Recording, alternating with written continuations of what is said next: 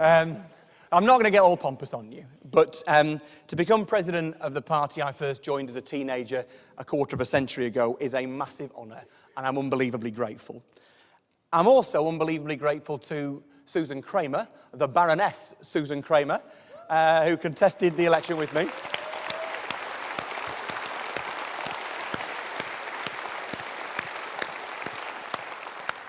Susan was a fantastic candidate, pushed me all the way, and the contest was exactly what we needed at exactly the time we needed it.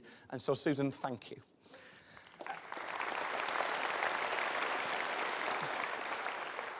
My vision for my time as your president is to give us a voice that is distinctively ours, to give you the belief and passion you need to win hearts, minds, votes, seats, and a referendum at this challenging time. My focus will be on being a critical friend to the coalition, a champion of Liberal Democrat principles, a voice for our ideals, committed to the coalition, but besotted with my party. Shall we be honest? Shall we be honest and say that this time last year, we were not all going back to our constituencies to prepare for government? We were digging in fact, for the fight of our lives. I spent just 2 or 3 hours at the last spring conference, turned up, made a speech, had 2 pints, got the train back up north, was back on doorsteps in Kendal first thing in the morning, and it didn't do me any harm. But last March, most pundits were writing us off again. But the media and our opponents made a fatal error. They underestimated Nick Clegg. I was in Manchester.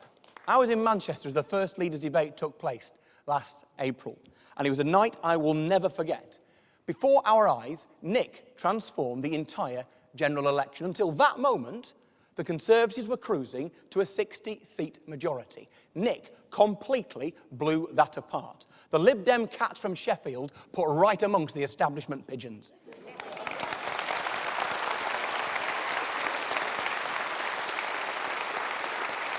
Make absolutely no mistake.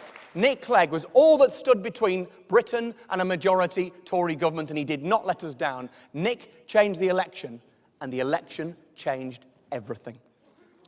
So, a balanced parliament. You should be careful what you wish for.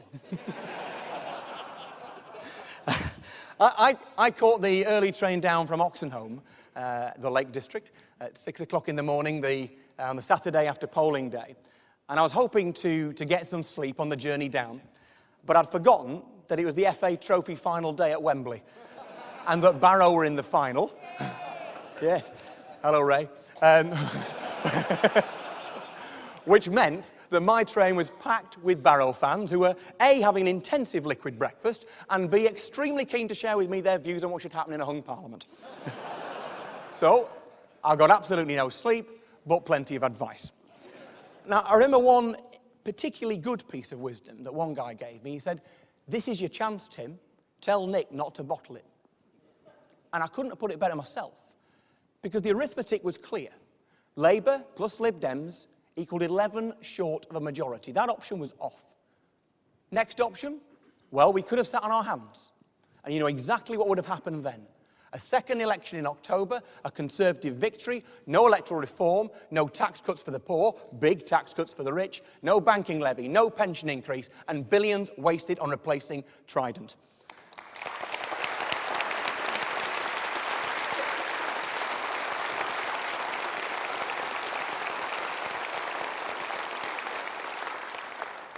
And would we now be being praised for keeping our hands clean at a time of necessary cuts? Not a flaming chance. We would have been the lily-livered Lib Dem bottlers, the first time in 40 years when the parliamentary arithmetic had given us a chance to take responsibility and we walked away from it, too chicken to go into the big lead. Our credibility would have been shot to bits, our electoral standing in tatters. That is what the parallel universe looks like, and it is not pretty.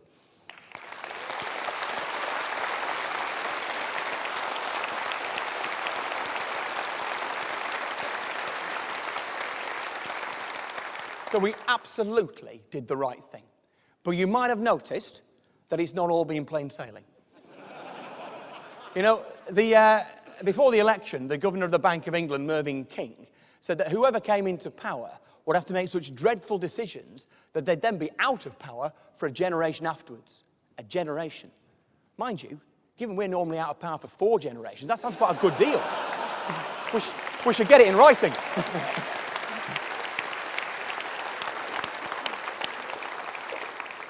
Remember Joe Grimmon's words, his famous words at the Scarborough Liberal Assembly in 1965. We had about 10 seats, 5% of the vote. To say we were on the fringes was to overstate our position. And Joe said, in times of war and in times of doubt, generals were told to march their troops towards the sound of gunfire. And he added, I intend to march my troops towards the sound of gunfire. Well, guess what? We are now in that battle, in the thick of it, amidst the gunfire. And that means we're sometimes going to get winged or wounded, but far better to be here in the middle of that than to be an irrelevance, an observer, marching towards that distant sound.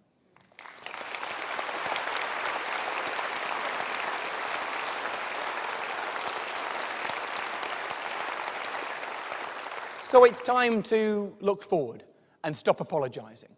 We're just 8 weeks off the most important ballot for our party in living memory, the Fairer Votes referendum.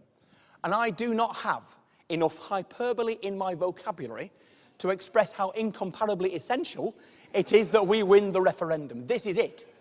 Electoral reform within our grasp for the first time in our lifetimes, and if we lose, for the last time in our lifetimes. And it looks to me like we are marginally ahead in the referendum. You know, 1-0 up with 5 minutes to go, which is a terrifying place to be. You can sit there, hold your breath, pray that the other side don't scrape a jammy goal, will the ball away from your own net, panic and feel like a spectator, utterly passionate about the result, but utterly powerless to affect it. Or you can realise that you are not a spectator. You are a player. You want to win the referendum, then we get out there and score the second goal and put it beyond doubt. So please, fill in the form on your seat now and hand it to the stewards as you leave. Because yes, maybe we are 1-0 up. It's ours to lose. But make no mistake, we can lose. And Hilary Stevenson and I were talking last night, and we decided we're not having that. And for those of you who are still unconvinced, and we know you are, the STV Ultras, just look at AV as the semi-final, all right? Indeed, as the stars of the Fairer Votes campaign line up, Joanna Lumley, Honor Blackman, Colin Firth, Stephen Fry, Helena Bonham Carter, they are achieving the absolute impossible. They are making electoral reform glamorous. Now,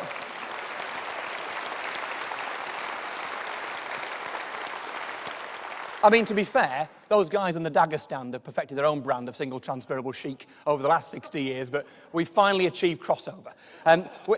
We no longer need to be ashamed. Electoral reform is groovy. Alternatively, the No campaign is positively Z-list. They asked Lembit and he wouldn't touch them with a barge pole. He said they'd damage his credibility. I checked that with him beforehand, by the way. We are extremely lucky to be here in Sheffield. Thank you, Nick. Thank you, Paul. Indeed, the home of the full Monty. Home of Nick Clegg. Hey, now then, boss, I've had a great idea for a fundraiser.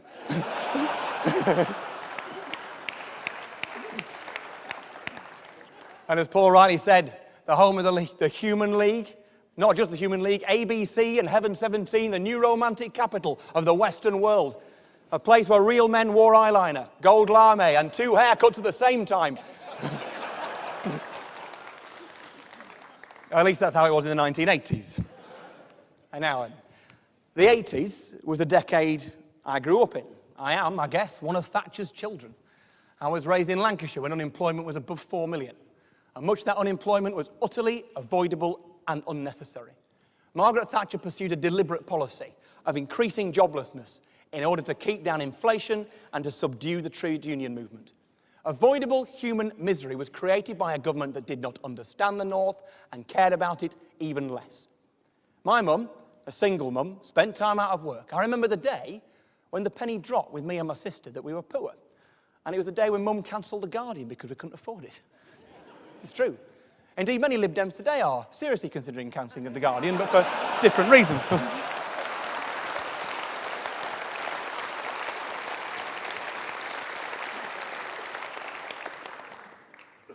Polly Toynbee. That'll be the right-wing Owenite splitter, Polly Toynbee. For those with long enough memories, thank you. See, I joined the Liberals out of a desperate desire to see Britain run fairly, to see economic policies that serve the interests of the people, especially the poorest. I joined a party that was unmistakably a radical, social liberal, progressive, internationalist, Green party. In the old language, some people might even say that I joined a party of the left. And that is the party I still belong to.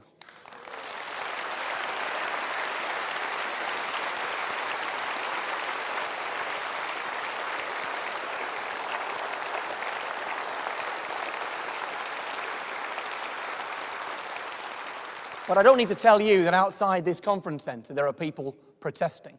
And it's not good enough for us just to label them as trots. And even so, is it a crime to be angry at cutbacks, to be fearful about austerity, to resist the pain that is to come? The kind of people who shrug and say they rather like the cutbacks are the people whose families are not personally affected. And you know what? I'm angry about the cuts. I'm angry about the reason we are making these cuts. Labour's enduring legacy, far worse even than the Iraq War, is their decision in 1997 to deregulate the banks, to out-Thatcher Mrs. Thatcher, to idolise the markets.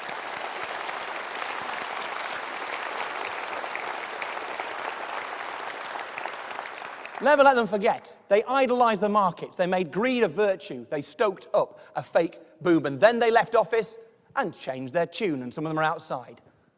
Labour spent 13 years in power behaving like Tories and now 10 months in opposition behaving like trots, and they deserve to be derided and ridiculed for both.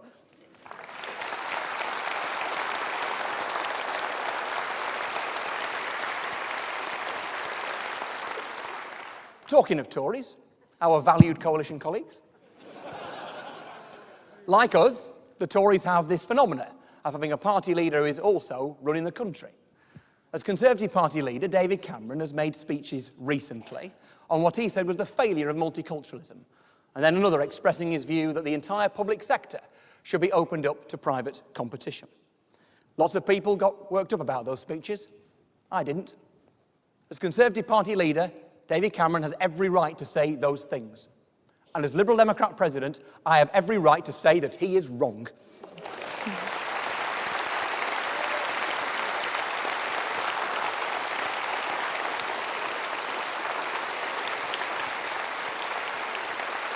You see, if you listen to some people, then apparently because I'm in coalition with the Conservatives or in bed with the Tories, then I must be a Tory.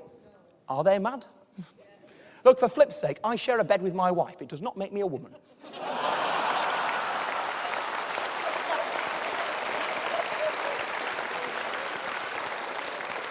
You see, the Tories think that the cuts are long overdue, that the main problem is that we face a bloated, overgrown state. I don't think that at all. Let's not pretend that anything more than a fraction of the cuts are in waste. No.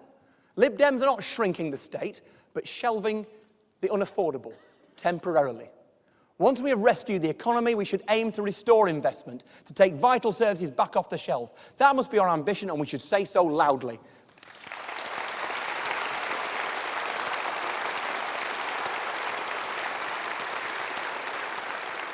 So here we are fueled by our passion for fairness and our passion for the communities we serve. We nod politely at the big society, knowing that we've been doing community politics since before half the cabinet was born, and we turn and face the elections in May in Scotland and Wales and in local government, and the Fairer Votes referendum, knowing that these are the biggest and hardest challenges we have ever faced. You know, I told you last year you had to work your socks off to win at the general election. Well, the good news is that it worked, but guess what? You're ahead of me. You will have to outfight, out-deliver, out-canvass, out-stakeboard, outspend, outthink, and out-campaign your opponents this next 8 weeks, even more than before, because if we do not, we will not win. We will have to answer for our performance in government. We will have to reconvince many of our supporters. We'll have to deal with negative attacks. We'll have to sharpen our messages. But we absolutely can and will be successful. Do you look at the polls, look at the media, and curse the negative attacks and curse your luck? Well, don't. Get out there and make your own luck. There may be a trend, but trends are there to be booked. Go home and book them.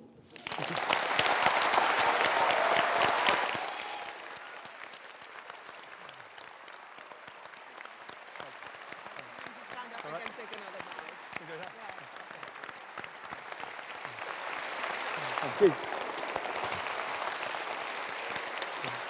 Thank you.